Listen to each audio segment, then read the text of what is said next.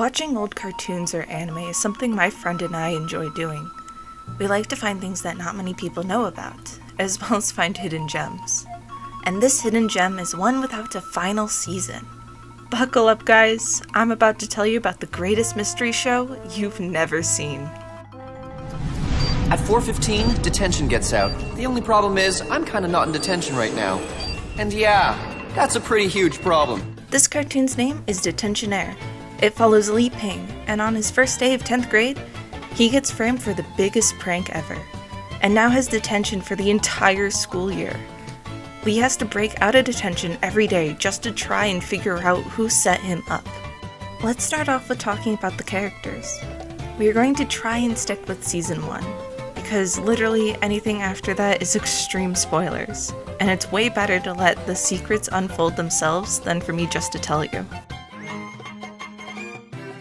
Determined to clear his name, Li faces strange hazmat cleaners, secret tunnels, brainwashing plots, and a principal and vice principal who seem to know more than what they're letting on. Li is a good kid who isn't the type to pull pranks, but will do anything to figure out who framed him. He's smart and good at school. His mom is a math teacher, so I'd be worried if he wasn't. Li also tends to vent a lot. These vents are jokingly his element. Something happens, vent. Need to get somewhere, vent. The vents are his friends. Big strong guy with a heart of gold, Biffy is Li's tech support in the first season.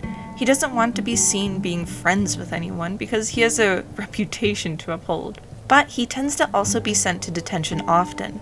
So he and Li work together on stuff. What else is he gonna do? Make more sweaters for Mrs. Rumple Kitty Cat? Well, he does both. The best boy. Holger is the emotional support of literally every character. He just wants to be helpful to his friends and make sure everyone is happy in the process. Yes, Holger is the comic relief of this show, but honestly, he's still the best boy. Originally trying to profit off of Li's newfound popularity, Camilo tends to be the more realistic friend. He does his best to help Li throughout the show, even though he does have a strange monkey problem with the word butterscotch.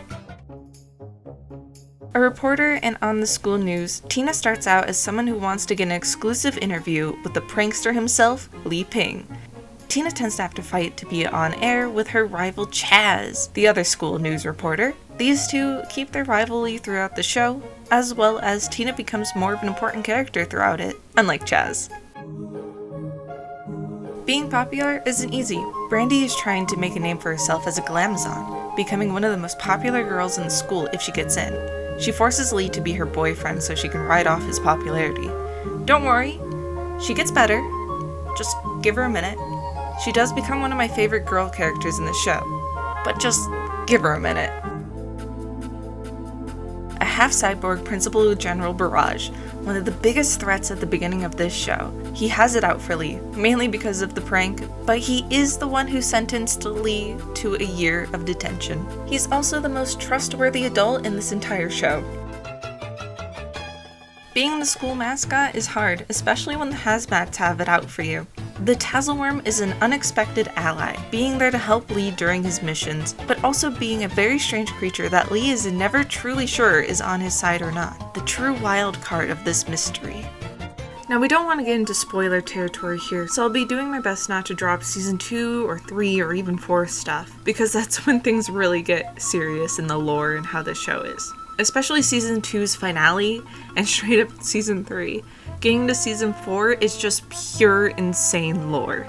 It's absolutely wild. I've heard this season starts out slow, but honestly it feels like every episode a new question gets asked, and no answers are in sight. Every step forward is another 3 steps back, making you think of every possibility that could happen only for something completely new to show up and destroy every thought you had, creating new theories constantly. Almost everything will be answered later on, but for now, the ride is just starting, and only questions are being asked. I've seen people compare this show to Gravity Falls, the amount of mysteries keeping people coming back for every episode, as well as the lovable characters and their dynamics keeping this show going. I want to talk more about this show, but honestly, anything could be a spoiler, and it's so much better going at knowing almost nothing. This show is honestly a wild ride. That if you're a mystery fan and you want something to really think about, Detentionaire is a show for you. Sadly, this show doesn't have a final season. It aired in Canada and Australia, but when they decided to air it in America, they heavily censored the episodes and only aired season 1 and 2. And it was out of order as well. This led to its own downfall. I had honestly never heard of this show until randomly finding some piece of fan art which showed multiple characters from different shows during this time together. My friend and I knew all of them except for Lee, and wanted to know who this kid was. It led us to watching the first episode and immediately getting hooked. We dropped everything and binged the entire show. After getting to the season 4 finale and finding that there isn't actually an ending, all I really wanted to do was talk about this show, and how the network really did it dirty, which is what led to it not actually having our true ending. But considering a lot of old shows are getting renewed or getting another season, or even being remade, there's a little chance that if more people knew about this show, that we might, just might, get that final season, and have a conclusion to something that honestly had me guessing at every turn. So if you're looking for something to binge or just bored and want something out of nowhere, check out Detentionaire. The entire series is on YouTube for free. I'll be putting the link to that in the description below, so I hope you'll go and check it out. And if you're somebody who's already seen it, please don't put any spoilers in the comments. But tell me your thoughts. Should I make a video talking about season 2?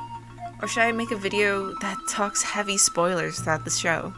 Or how about a theory video, talking about what my friend and I thought, as well as our theories that never got answered.